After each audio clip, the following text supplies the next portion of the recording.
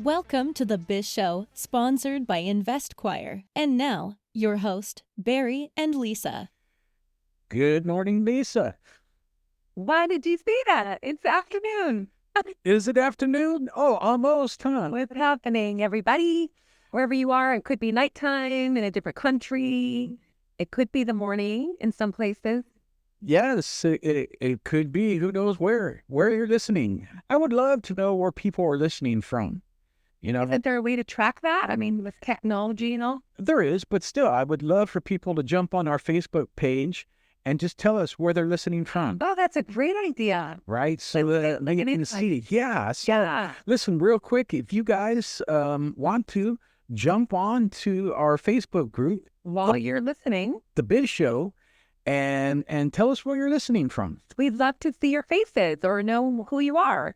Exactly. Pretty soon, you're going to see our faces, right, Barry? Yeah, sometime probably early July time frame. I think we'll be moving to video, and they'll be able to see us live and in person, see all the mistakes we made and what we look like. And Barry without these jammies. Oh, no, she's not in jammies.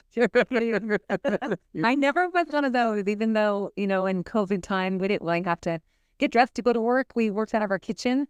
But I still, like I talked about in one of our first episodes, I dressed for success, even when there was nobody looking at me. Yep. I'm in business slacks and a button-down dress shirt. Yeah. I don't have my jacket on today, but It's sunny out. it is. It's sunshine. It's a little chilly here in this room. I probably could have worn my jacket. I see you threw your sweater on. Yeah. Got the AC going. Yes. All right, everybody. So what are we talking about, Barry? We got some more business tips for you all. We do. And this one is the interesting one, right? This one is basically assessing intellectual property, right? And we're going to discuss, for the sake of the podcast, only being 30 minutes long and stuff, we're going to group for the podcast patents, copyrights, and other intellectual property all into one group. However, just know that these are separate and different in each case, right? For instance, patents are for products and some designs, where copyrights are more for books, music, and things like that, right? This will be a very educational topic. It will be an educational topic. And really what we're going to be discussing today is when we're selling a business, How do you put it that? how do we evaluate intellectual property, right? And it's all part of the due diligence process for us to come up with a value for your business when we're going to sell it. But we need to understand, if Something that's not tangible, though, right? So that's where the confusion comes in. Does a patent have value? And that's where we provide them an analysis of it, right? Right. Well, let's talk about, what is a patent and what's the protection of a patent, right? So basically, you've come up with a design or an idea, and you've patented that. And then when you patented that, that's yours. Nobody else can duplicate or use that without at least paying you some type of a fee, whether it's a royalty, whether it's a use fee. Those are things that we're going to discuss and talk about as we get into this. But, for the most parts, it's protections, right? How do you protect yourself? And what does that do for the sale of your business? Well, it could change the landscape, right? It makes you more viable than your competition. So several factors come into play when you're going to evaluate a patent, right? There's a lot of factors that come into play. Let's get started. We don't have time to go through every single thing. So we're going to keep this at a 50,000-foot view and kind of just drill down a little bit. But no. Give us a call if you want some further detail. Exactly. So anyways, if we're talking about a patent, right? And what's the critical role that's going to play in your business, right? So most likely it's going to bring some value to you. Yeah. And the first step is for us to assess the value of that patent. And before we even go there, we need to assess it. Yeah. Identify it itself, right? Look to see what it is. See how many patents that you in your company might have. You might have just one. I've worked with companies and we've done some acquisitions with one that had over 20 patents. That's a long, drawn out process because we need to validate, first of all, each and every one, make sure it's valid. Right. Because patents do have dates, they do expire. And business owners may not be aware that they have expired. Right. Exactly. So when we're looking at that, we're going to evaluate those and look at it and make sure that they're valid. Make sure that here's a big one, right? Whether it's a pending, like patent pending, or whether it's fully been granted.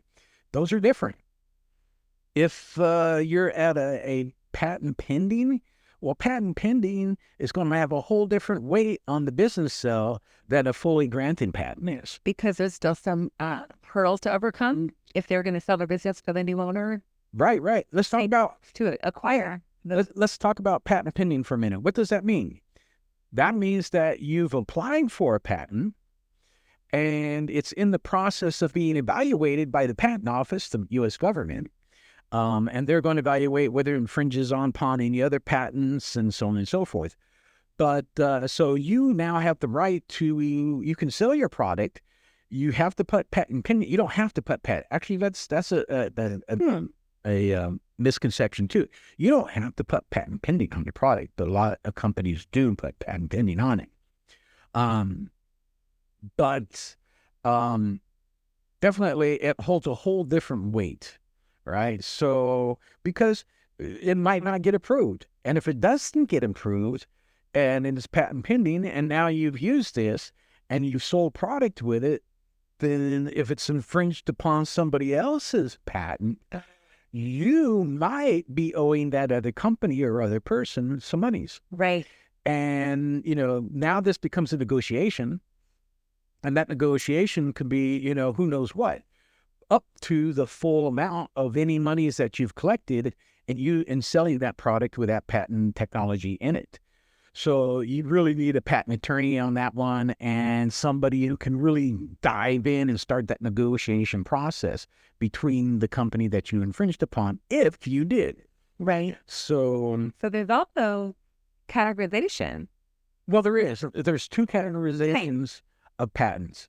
And again, let me rephrase this that I've said at the beginning, right? We're talking about intellectual property. We are talking about patents here today. However, this does refer to copyrights as well and other patents that are out there. There's some other patents in regards to, botanicals and stuff like that, but we're not going to discuss those today.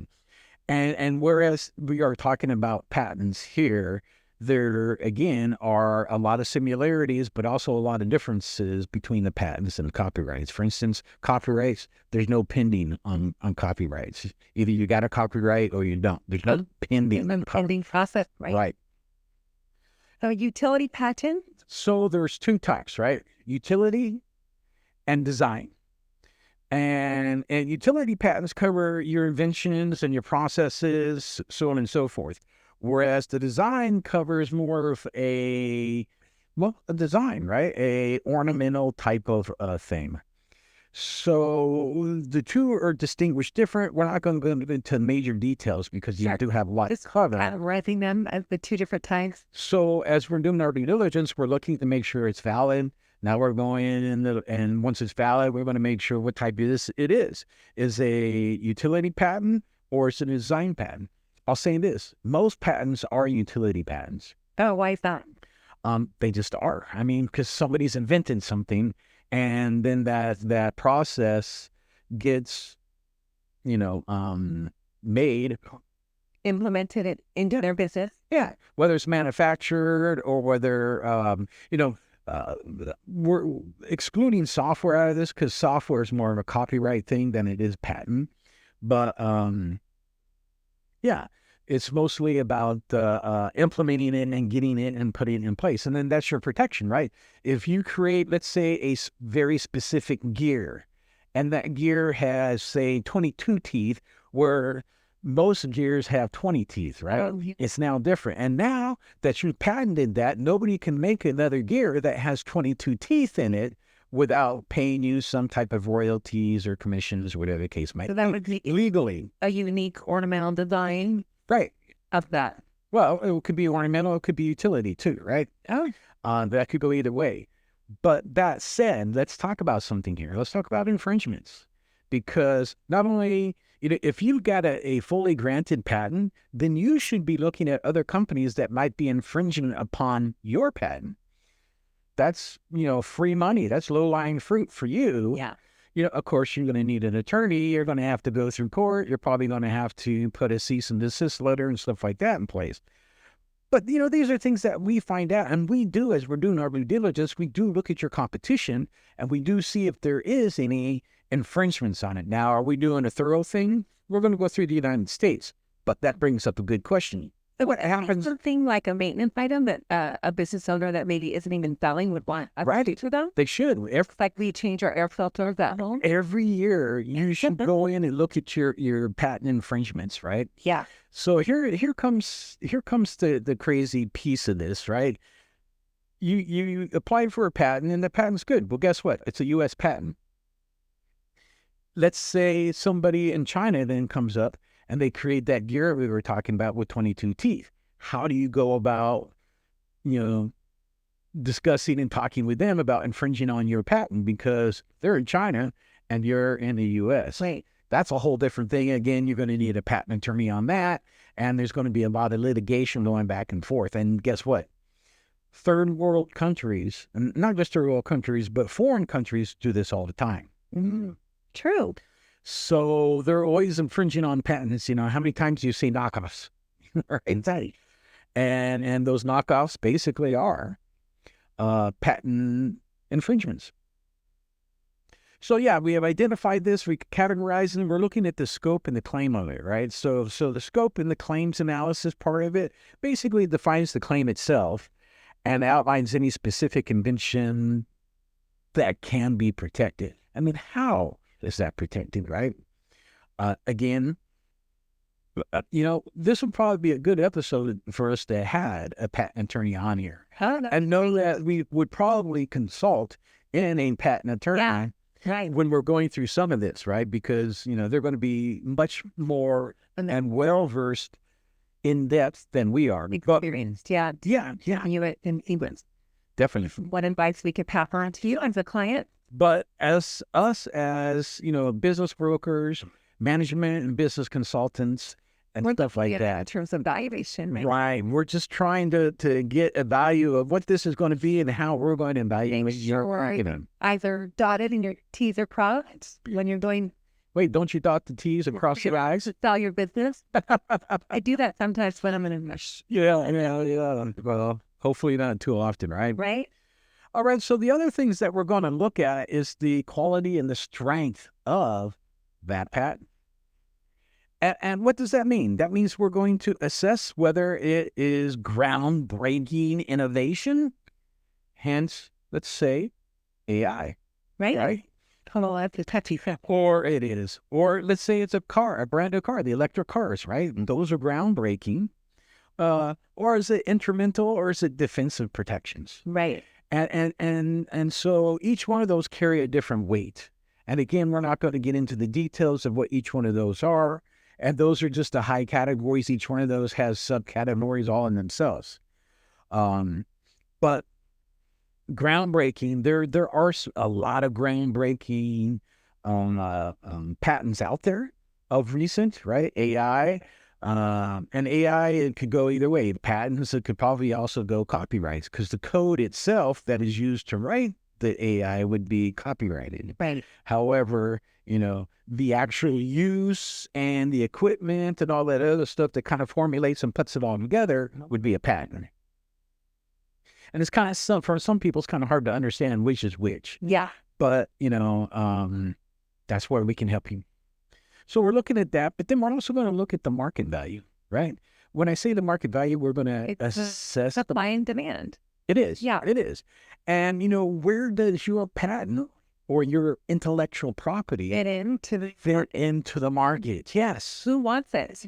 Who wants Who it? needs it? That's even more important. That is. And how many people? Like, what is the demand for that? Are you tapping into that market? Right. Right? I don't know how many times that I have come across somebody who has a patent and they got a patent and then they sit back and wait, I got this patent. They did it in reverse order. Yeah, they're like, no, looking at the market. Well, they think it's a good idea. came up with a design. Like, oh my gosh, they're really excited about it, but is there really a demand for it? Right? We all come up with good ideas, but is there really a need and a demand? There is. We have a potential friend who has a patent right now that we're not going to go into details and discuss, but it could be very innovation when it comes to its release. Putting it out in the marketplace. Right. Yeah. Right. And who is going to use that product? That product could go national. It could go But that person has done that research. I'm just saying, not everybody does the research. Exactly. Or they get the patent and they invest all of this money and time and effort, and then they come to the marketplace with it, and it doesn't do very well. Right. It's like, right. Then business is about. And then they just sit back and they wait for somebody to do something. Yeah. And then they sue. Right. It's exactly. But that can take time. So, but those are definitely things that we, as we're assessing this and putting it together to evaluate your business, are going to look at, right? The market trends, the customer, as Lisa said, the market trends, the customer needs, so on and so forth. And then also the competitive advantage, right? And this is the changer. This is the landscape change. This changes the whole deal. If you've got this patent, then your competition can't go and use that without your permission. So you want to evaluate your competitor's patent to see how it compares, if their strategies are? Yeah, to make yours more competitive. Right. Like introduce it to the marketplace differently, more uniquely, and more competitively. Personally, what I have found is your competitors don't have a patent. They are just, going about doing their business for whatever it might be. And there's nothing out there. But we're going to evaluate your competitors. We're going to evaluate if they have patents or copyrights or other intellectual property. How does that fit into the market? And how does that differ for yours? And what's the scale of, the percentage of yours being used, percentage of theirs being used? For instance, let's take a look at Microsoft versus Apple. Right. That's just a quick example. I'm not saying that there's anything different or there's anything going on. I'm just using those as comparisons. Or let's talk about the comparison of Ford versus Chrysler versus Oldsmobile versus GMC versus Hyundai. Yeah. Right? So where do you fit into the marketplace? Where does your intellectual property fit into? Or your competition, right? Well, how many times, Lisa, have we gone into business and we say that to our customers, right? And they don't even know who their competition is. They haven't really thought. They haven't researched it. Yeah, they haven't done it. Yeah. And then how do you expect your business to grow and get better if you don't even know who you're up against? That was part of our business planning episode, right, Gary? It was part of it, right? Yeah. And it should be part of your business plan, period, right? All aspects, definitely. Yes, definitely so. So we kind of touched on the market demand and commercialization potential. There it is. However, the commercialization strategies, right? Let's talk about those, right? So we've talked about the market research piece, but let's talk about the commercialization strategies, right? Because how can you capitalize on this, right? If you do have intellectual property, and you could have licensing opportunities. You could have partnership prospects. You could also have product development pathways. Yeah. And that's something that we are going to have coming up with that. Those are all tied to patent technologies, right? Yeah. Intellectual property, period, whether it's patents, copyrights, whatever the case might be, right? So, for instance, let's just say that you come up with a piece of software. Mm-hmm. And then Microsoft decides, hey, we want to incorporate that into Windows. Yeah. Guess what? And you want copyrighted it. Well, then you're going to sit down and negotiate with them if they're going to use that for Windows. They're going to be ready. Yeah. Yeah. Let me tell you a story.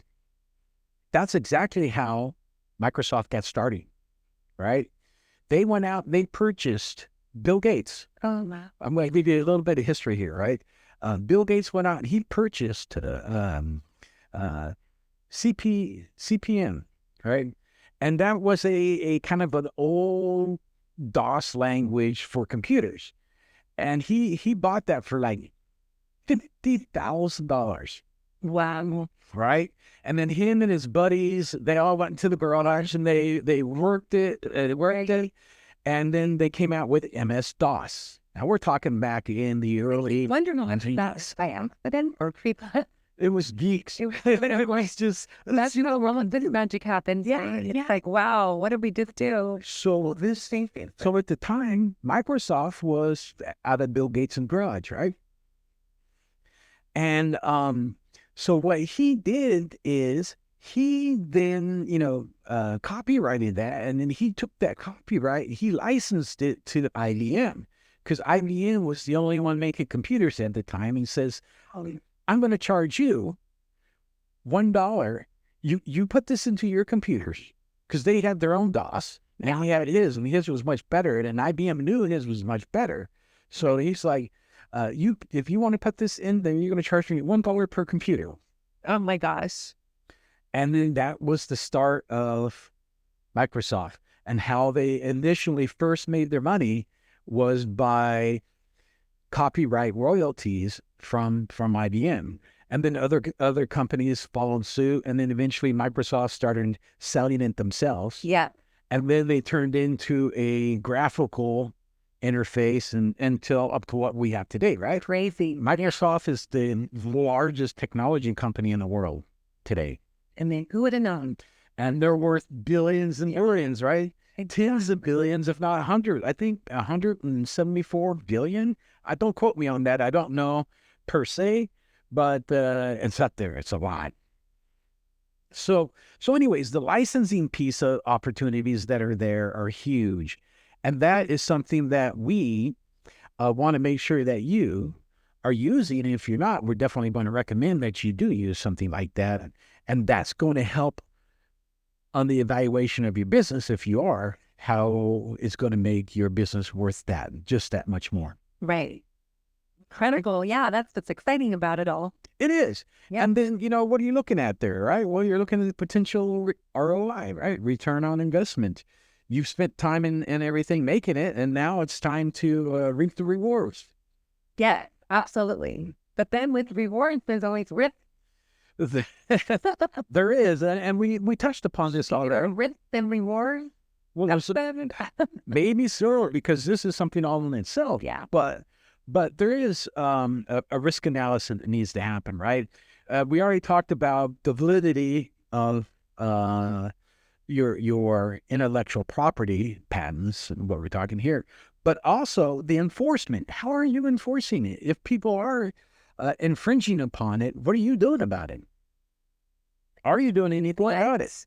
Because if your competition is using your technology against you, yeah, you definitely have a right to shut them down. And when you shut them down, guess what? That line of business for them goes away. Yeah. And then all of a sudden your business just became that much more profitable, right? So a quick way to cut your competition out. And I mean that in a nice way, not a bad way, right? But hopefully, people are set out to do that. But if that happens, then you could be the benefit of that. Right, exactly.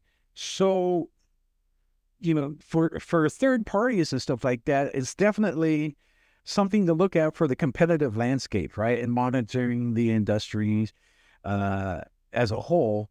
And also, we would want to take a look at the litigation history. If you have been doing this, who has infringed upon this and why? Right? Yeah, we do that for residential as well. See if there's any insurance claims or what is the history of the property. So yes, this could be done also for the patent. For all intellectual properties, right? So copyrights too, and everything that's involved. And the next thing is about documentation and the financial valuations. But let's talk about something for a minute, right? Let's talk about how long patents last, right? Because on average, if you got a utility patent, it lasts 20 years. If you have a design patent, it lasts on average about 15 years. It can change a little bit, definitely. And you've heard copyrights and stuff like that. Some of them, Disney had copyrights on Mickey Mouse for 50 years, right? So, but nowadays, it's really hard to get in those long-term patents because even though you have come out with this patent with a new technology or design, it does stifle the market in the sense that you're the only one that can do it. Yeah. And let's take this into full perspective. Pharmaceuticals, right? Look at the EpiPens and stuff like that, right? Being this one company was the only company that could make the EpiPen, they were selling one EpiPen for $1,200 when it cost them like $15 to make. Amazing. Yeah. And of course, the U.S. government turned around soon because at that point they're just gouging and everything. But, and that's the reason they like to put a term limit on these patents is because at a certain point, you'll notice you're taking a particular medication, and then all of a sudden there's 6 or 7 other medications that have come out, and the prices have all dropped, right? Because we know supply and demand, and now there's also a lot of other medical medications available. The prices aren't as much as they used to be. There's generic brands out there and everything else. Yeah.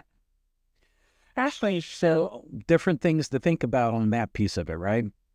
So should we jump into the valuation method of evaluating? Well, we've kind of talked about what those are already in the sense these are all the different things in the boxes that we tick as we're going down and evaluating it, right? Mm-hmm. But, the documentation, once we find all this stuff out, right, we need to document it, right? And then that really becomes part of the documents in selling the business. Here's the patent, and here's all the research on the patent that we've done. And now this is part of the selling documentation that we would give to a buyer. Right? So this is a valuable asset during the business sale. And it can be used as, perhaps to increase the dollar signs of your business. Which is what we want. Everybody wants that, right? Everybody wants to increase the dollar signs of their business, right? And, we've said this so many times, too. Just because you put all that blood, sweat, and tears into your business doesn't mean that it's necessarily going into going to become part of the sale of the business, right? Yeah, increase its sale price. So we're looking at tangible items. We do look at intangible items too, but this is part of that process. So again, we've only skimmed the surface of intellectual property, which is copyrights, patents, and others. We're already, a ways into this and really wrapping up this podcast, right? Yeah, and every business is unique, so they're going to have different things to evaluate. Exactly. Every time is different. Where we come in to make sure we're doing a really thorough process for you. And then also it could create some steps that you need to take in order to prepare for a sale if you're thinking of selling your business. Right. Again, even, if you're going to take a look at this, at least we've identified the check boxes of the things and the processes that we go through to evaluate what your intellectual property is worth. Yeah. Everyone's going to be different. Yeah. And on average, if you look up how much does a patent cost on average, you're going to find Google's going to come back and say $50,000. Yeah. But that's not accurate and it's not necessarily true. That's an average, yes. But everyone is unique, and some of them are going to be innovative and groundbreaking, and those are going to be the unicorns that are going to sell for a couple $1 million. Yeah, Microsoft, like a story earlier. Yeah. And then there's going to be some that, they're probably only worth $50,000. Right. But here's my advice. If you have that intellectual property and it's only worth $50,000, your best bet, license it out. Right? Just like Microsoft did, license it out. And then you are getting royalties and residual income coming in over and over and over and over and over again. For you. So all of a sudden that patent might only be worth $50,000, but you might be able to make a couple $1 million out of it. Right. Yeah, that's a great Right. Barry. Yeah. And on a great note, a positive note. No, we need to start doing that, right? Money, show me the money. So there's your, wait, wasn't that in a movie? Yeah, with Tom Cruise. No, with Lisa. That's coming next week. I didn't say it. And did I even say at the end of the day? No, I but just at the end of this episode, we want to wish you a fantastic day. And please stay in touch with us on the Biz Show Facebook page. we do. Before we go, yes, hit us up on investwire.com and on the Biz Show on the Facebook page. Again, as we said at the beginning of this thing, tell us where you're from. Yeah, Let us know. where are you listening from? Yeah. You'll find us on Facebook, the Biz Show. Share your businesses with us. We'd love to know what you all do. Ask us any questions you want. Have a We're great here to help you. day. Thank you, guys. Bye. Bye.